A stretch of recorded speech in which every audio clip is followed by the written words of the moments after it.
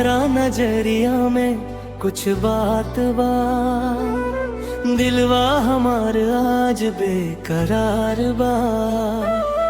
पहले पहले जब से देखनी तो हेरा के, सपना में बस तो हेरे प्यार बा।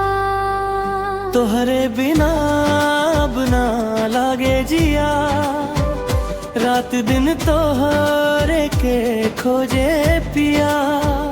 धड़कन में बस गइल बड़ा सनम, तू ही तब बन गइलू हमर दुनिया।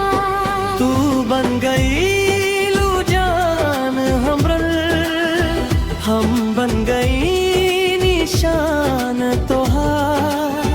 रब से मंगानी बस इतने, साथ रहे जन्म जन्म के प्यार। तू बन गइलू सांस हमर, हम बन गई नी धड़कन तोहार।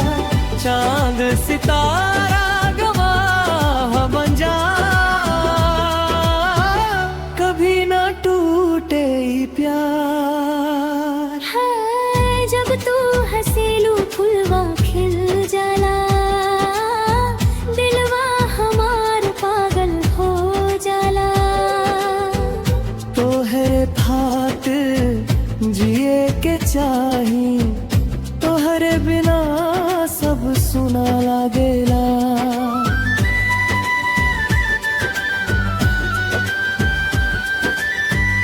जब तू बोल जिद मुस्काला, सावन जैसन प्यार बरसाला।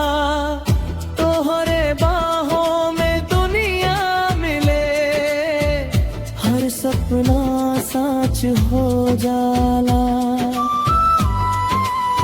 तू बन गइलू जान हमर, हम बन गनी निशान तोहार। रब से मंगानी बस इतने, साथ रहे जन्म जन्म के प्यार।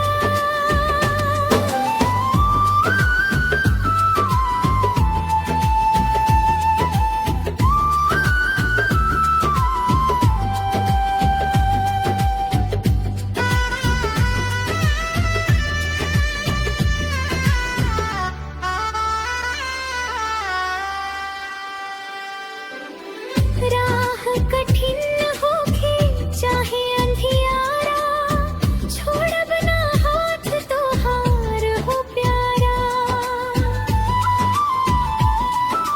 सुख हो के चाहे दुख के घड़ी, संग रहब तोहारे हर डगरिया।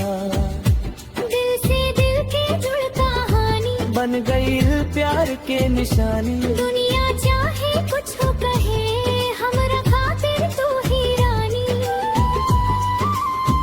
तू बन गइलू जान हमर, हम बन गई निशान तोहार। सातों जन्म साथ निभाएब, ई बा सच्चा प्यार हमार।